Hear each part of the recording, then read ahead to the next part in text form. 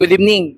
Good evening po. Kayo naman po, base po sa nakikita nyo sa social media na babasa, sa palagay nyo po ba pinapaikot-ikot ni Senate President Chis Escudero ang taong bayan? Mukha bang pinoprotektahan niya si VP Sara Duterte at mukhang ayaw niya bang malaman na natin lahat kung anong totoo? Sa opinion ko lang po is, di ba ano ka po, senator ka po, so dapat nagsisilbi ka pa sa bayan kasi eh. So dapat hindi ka bumabase sa bias mo, ganun. Hindi, wala ka dapat pinoprotektahan kasi nagsisilbi ka pa sa bayan. So,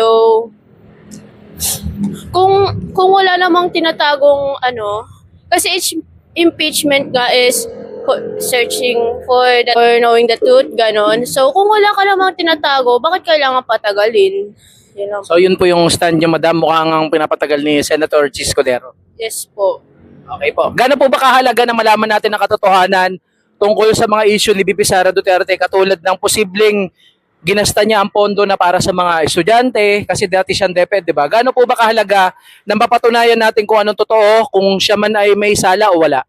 Sobrang mahalaga po kasi yung pondo po na yun, marami po siyang mapupuntahan. Marami po siyang mapapatayo para po sa estudyante para po sa amin. So, kung ginasto niya yung pondo na yun para sa sarili niya, sobrang unfair. And nakakasira ng image, ganun po.